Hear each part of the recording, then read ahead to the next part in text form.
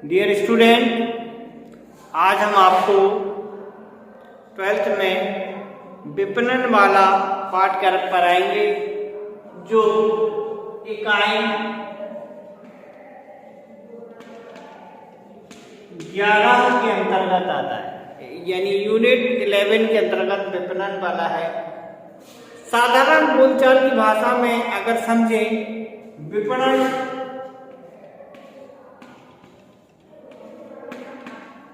का अर्थ बाजार से लगाया जाता है। यानी विपणन को सीधे शब्दों में हम ये कह सकते हैं कि हमारा जो मार्केट है उसे हम विपणन की कैटेगरी में रखते हैं कि हमारे बाजार में कौन सी गतिविधियां हैं, हम किन वस्तुओं को खरीदना है, किन वस्तुओं को बेचना है, या हम मार्केट में अपना प्रोडक्ट बेचने जाएंगे तो मार्केट के हिसाब से हम इस चीज़ को समझते हैं। तो मार्केट को सही शब्दों में समझना ही विपणन है।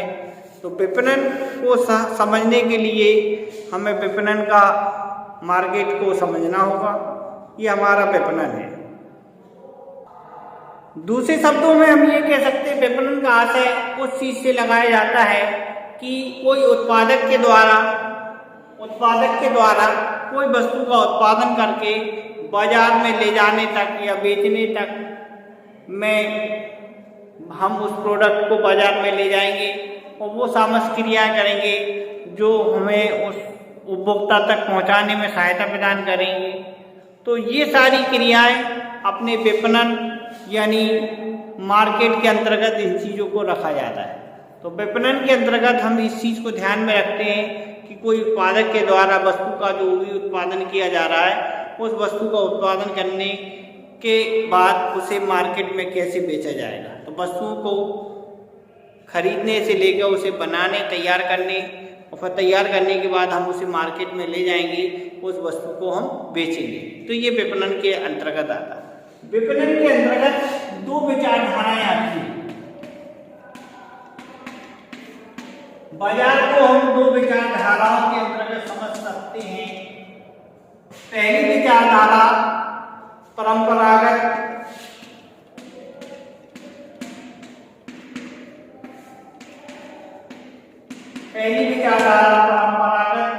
विचारधारा, दूसरी आती है आधुनिक विचारधारा।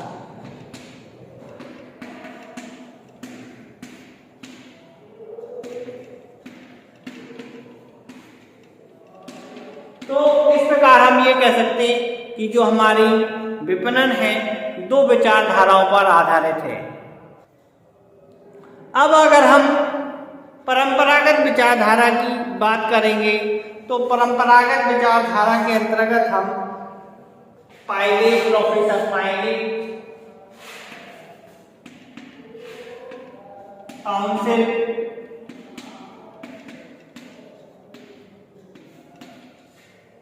काउंसिल, क्लार्क,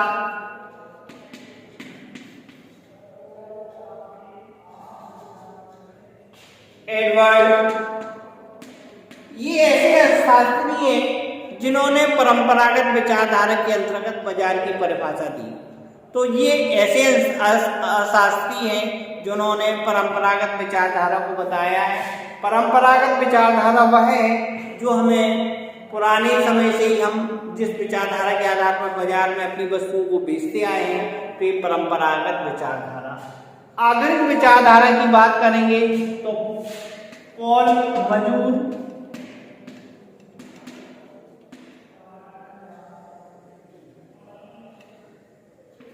प्रोफेसर मैल्कम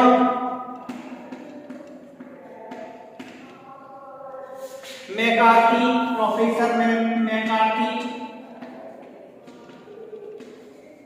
ये आधुनिक विचारधारा की बात करते हैं। स्टिल हुए, फिलिप कोटलर,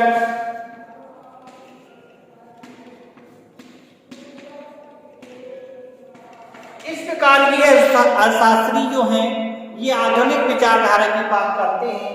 तो हमारे जब हम बाजार की बात करेंगे तो दो प्रकार की विचारधाराएं आती हैं, एक परंपरागत विचारधारा, एक आधुनिक विचारधारा।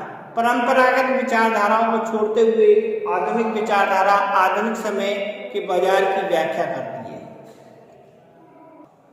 परंपरागत विचारधारा के अनुसार, परंपरागत विचारधाराओं के अनुसार, पायले के अनुसार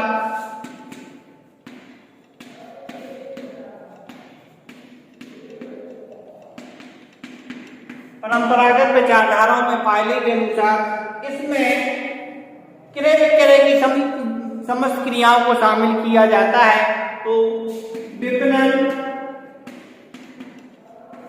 में क्रय विक्रय दोनों ही क्रियाओं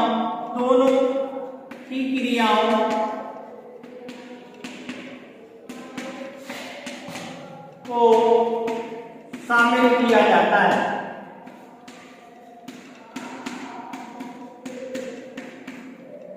इस प्रकार हम ये कह सकते हैं, इसमें क्रय विक्रय से संबंधित दोनों ही क्रियाओं को शामिल किया जाता है जो आपकी परंपरागत विचारधारा के अंतर्गत आती है। तो परंपरागत विचारधारा के बाद हम आधुनिक विचारधारा की बात करेंगे। आधुनिक विचारधारा में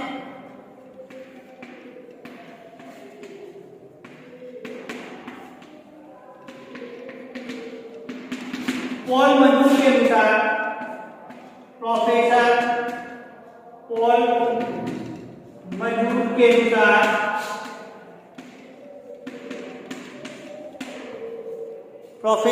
मजूर के अनुसार विपणन के अंतर्गत समाज के जीवन स्तर प्रदान किया जाता है। विपणन में समाज के जीवन स्तर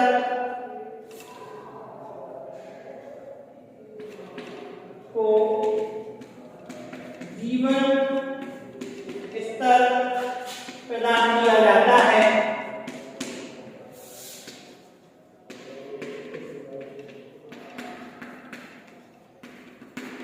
तो इस प्रकार हम विपणन की दो विचारधाराएं हैं, एक परंपरागत विचारधारा, एक आधुनिक विचारधारा। दोनों ही विचारधाराओं में, परंपरागत विचारधारा में पायले के अनुसार विपणन में क्रय विक्रय दोनों ही क्रियाओं को शामिल करते हैं। आधुनिक विचारधारा में प्रोफेसर पॉल मजूर के अनुसार विपणन में समाज के जीवन स्तर प्रदान किया जाता है। तो ये इनकी परिभाषा है विपणन की। अब हम आगे देखते हैं विपणन की कौन कौन सी विशेषताएं हैं। विपणन की विशेषताएं,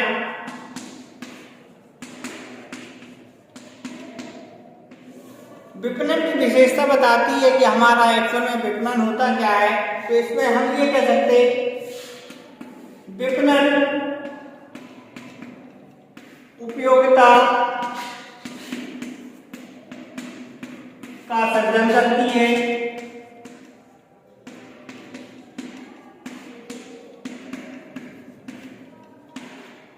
दूसरा, विपणन जीवन स्तर प्रदान करती है।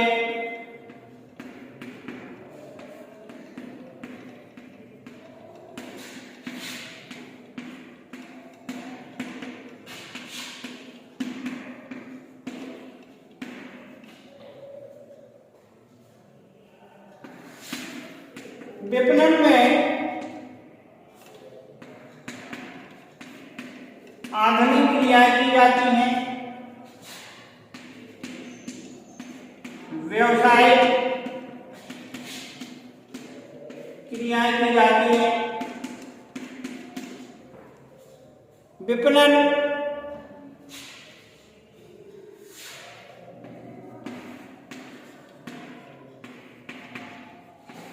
नए उत्पादन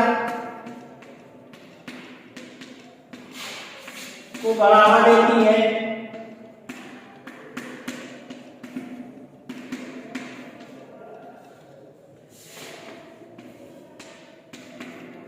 विपणन से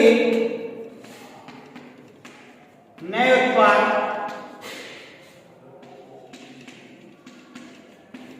समाज और निर्माण होता है। इस प्रकार ये हमारे विपणन की विशेषताएं हैं, जिसके आधार पर हम ये कह सकते हैं कि विपणन के अंतर्गत कौन कौन सी चीजें हैं जो हमें समाज में स्थापित होती हैं या इनके द्वारा हम विपणन संभव कर पाते हैं। इसके बाद हम देखते हैं विपणन के अंतर्गत कौन कौन से कार्य किए जाते हैं।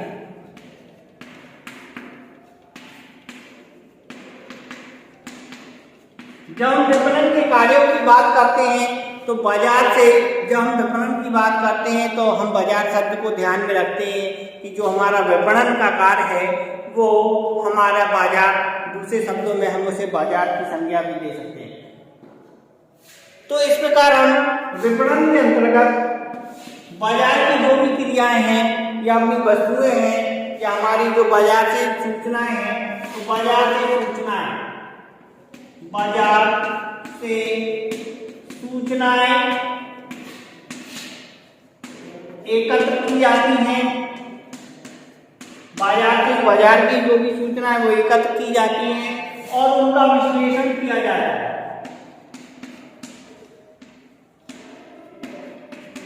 ये इसलिए किया जाता है जिसके आधार पर हम अपने माल का, नए माल का नया प्रोडक्शन हम मार्केट में निकाल पाए। तो विपणन के आधार पर बाजार का विश्लेषण करके उनकी सूचनाएं इकट्ठी करेंगे, सूचनाएं इकट्ठा करने के बाद उनका विश्लेषण करेंगे, फिर हम बाजार की स्थिति की जानकारी रखेंगे। उसके बाद आता है विपणन का नियोजन।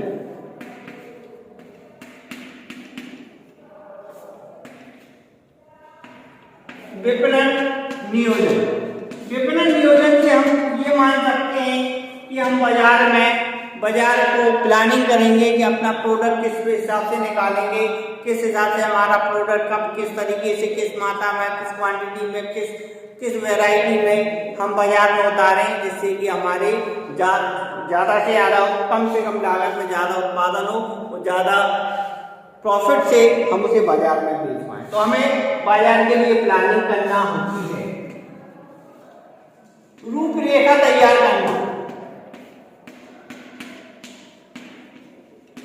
बाजार की हम रूपरेखा तैयार करते हैं और इस रूपरेखा वो होती है उत्पाद की रूपरेखा। जो हमारा उत्पादन है या जिस चीज का हम प्रोडक्शन कर रहे हैं उसकी हम रूपरेखा तैयार करेंगे और फिर उसे हम बाजार में उतारेंगे, जिससे कि हमारा बाजार की उत्पाद में कौन कौन सी गुणवत्ता है और उसकी क्या क्या वैरायटी है और किस हिसाब से उपभोक्ता को पसंद आ रहा है या नहीं आ रहा, ये सारी रूपरेखा तैयार करेंगे।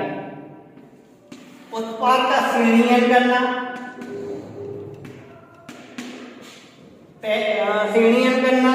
और एवं प्रमाणीकरण करना। जो भी हम मार्केट में अपनी वस्तु उतार रहे हैं उसकी हम कैटेगरी बांट देते हैं कि किस कैटेगरी का है, कितनी क्वांटिटी में रखा जाएगा, उसको स्टैंडर्डाइज करेंगे, प्रमाणीकरण करेंगे। तो इन चीज़ों को हमें मार्केट में कोई अपने वस्तु को उतारने के पहले इन बातों को ध्यान में रखना होगा।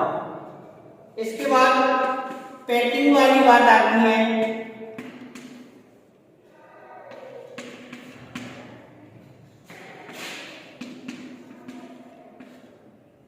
पैकिंग और लेबल, जब भी हमारा कोई भी प्रोडक्शन माल तैयार हो जाता है तो उसकी अच्छी ब्रांडिंग करके उसकी एक अच्छी सी आकर्षक पैकिंग में तैयार किया जाता है। उस पर लेबल लगाया जाता है, उसकी मार्किंग की जाती है, उसमें बारकोड दिया जाता है। इस प्रकार से उसकी पैकिंग अच्छी तरीके से कराई जाती है जिससे कि वो पैकिंग आकर्षक हो और मार्केट में वस्तु को दी जाए, वस्तु आसानी से कस्टमर के द्वारा खरीदी जाए और उसे यूज किया जाए। इसके बाद ब्रांडिंग की बात आती है तो ब्रांडिंग भी की जाती है। जो हमारा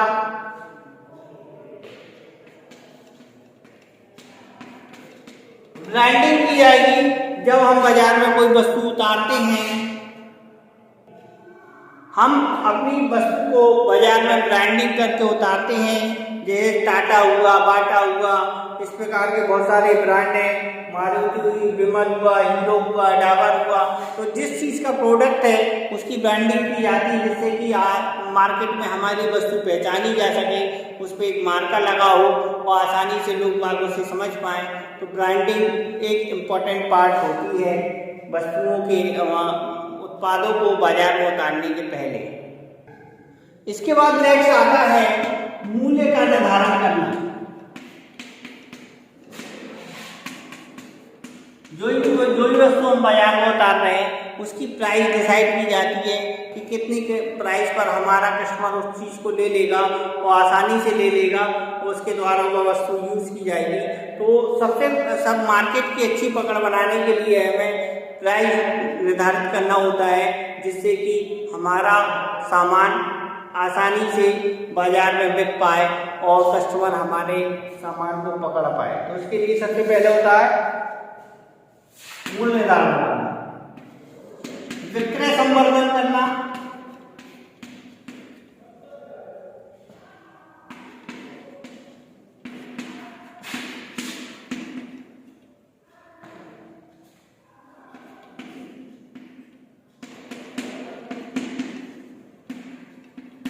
हम अपनी वस्तु को बाजार में किस प्रकार से बेचेंगे, उसके लिए विक्रय संवर्धन करेंगे या विक्रय करेंगे, जिससे कि हमारा ज़्यादा से ज़्यादा हमारा सामान बिक पाए।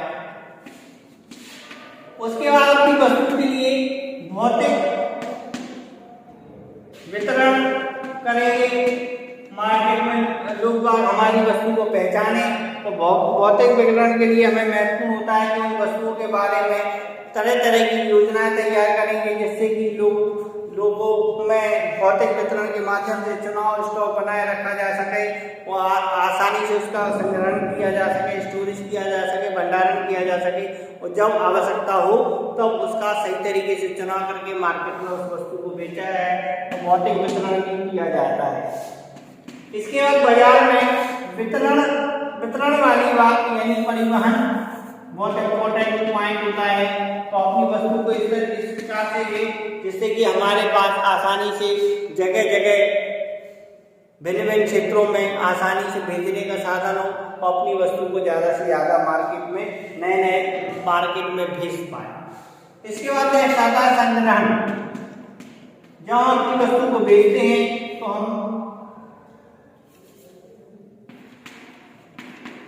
हमारे पास उसका एक स्टॉक होना चाहिए पर्याप्त मात्रा में, जिससे कि अपने पास वस्तु बनी रहे।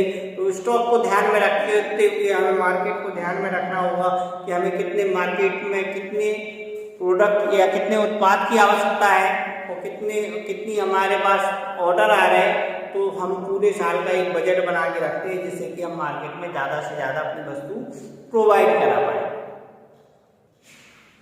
अब हम देखते हैं विपणन की भूमिका एवं महत्व।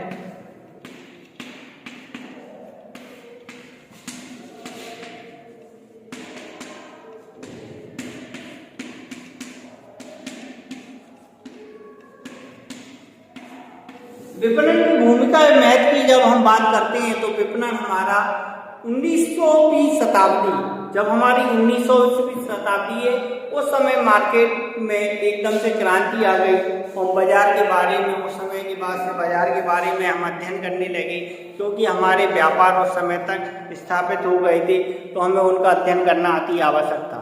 तो इस समय से हम व्यापार का अध्ययन करने लगे, तब से हमें व्यापार के बारे में जानकारियाँ प्राप्त होने लगी।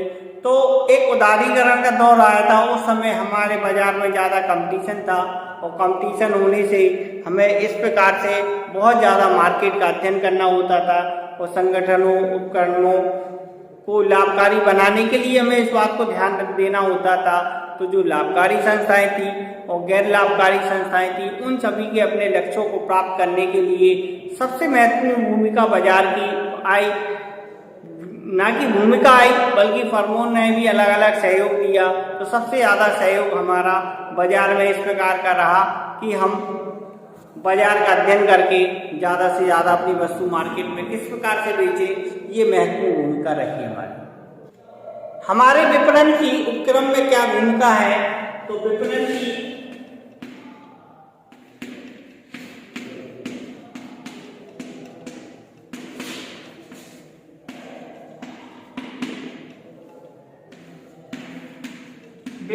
उपक्रम में भूमिका क्या है, इस बात को हमें ध्यान में देना होगा। तो हमारा जो उपक्रम है, एक उपक्रम आधुनिक समाज के हिसाब से देखेंगे तो विपणन बहुत ज़्यादा इम्पोर्टेंट है। और उपक्रम की बात करेंगे तो गैर सरकारी और सरकारी दोनों प्रकार के उपक्रम होते हैं। तो दोनों में ही मार्केट में हम अपनी वस्तु को आसानी से उपक्रमों में बेचते हैं। तो हमें मार्केट का अध्ययन करके हमें इस वस्तु को बेचना होता है। लक्ष्यों को प्राप्त करने के लिए मार्केट का अध्ययन करना होता है, जिससे कि ज़्यादा से ज़्यादा अपनी वस्तु मार्केट में बेच पाए। आधुनिक विचारधारा की बात करेंगे तो आधुनिक विचारधारा के अंतर्गत बहुत सारी चीज़ें जो हम अपनी वस्तु को मार्केट में बेचने के बाद उन्हें आगे आधुनिक विचारधारा में उसको उपभोक्ता को क्या फायदा होगा, इस बात को ध्यान में रखते हुए हम उपकरणों को अपनी वस्तु बेचते हैं, जिससे कि ज़्यादा से ज़्यादा हमारी वस्तु मार्केट में बिक जाती है। विपणन की अर्थव्यवस्था में क्या भूमिका है?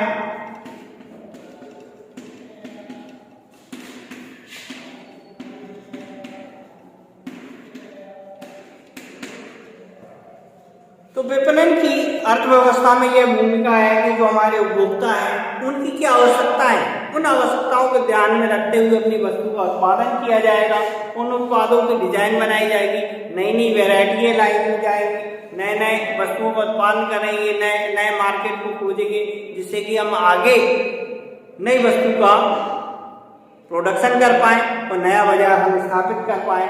नई नई रुचियाँ, लोगों की क्या रुचियाँ हैं, लोगों की क्या मांग है, उस मांग को ध्यान में रख के लोगों की क्या आवश्यकता है, किस ब्रांड की आवश्यकता है, कौन सा उत्पाद किस टाइप का चाहिए, उपभोक्ताओं को किस प्रकार के मूल्यों को है, ये सारी चीज़ों को हमें ध्यान में रखना होता है। इसके बाद उपभोक्ताओं के लिए हमें ये ध्यान में रखना होगा हमारी राष्ट्रीय आय कैसे होगी, विदेशी व्यापार में भी अपना कब्जा बनाएंगे और विदेशी व्यापार में अपने प्रोडक्ट को बेचेंगे। इन सभी चीज़ों को आर्थिक क्रियाएं कौन कौन सी होगी, किस प्रकार की लौकर राष्ट्रीय आय, उपभोक्ता आय, ये सारी चीज़ों को हम ध्यान में रखें। तो ये सारी चीज़ों को ध्यान में रखते हुए हम विपणन को पढ़ते हैं, समझते हैं। तो आज हम भूमिका पर यानी विपणन के महत्व तक अपना टॉपिक खत्म करते हैं। नेक्स्ट टॉपिक में 2 टॉपिक रहेंगे विपणन की।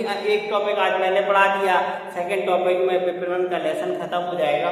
तो हमें आशा है कि ये विपणन आपको समझ में आया होगा। जो कोई डाउट हो गए तो आप समय समय पर मुझसे पूछ सकते हैं।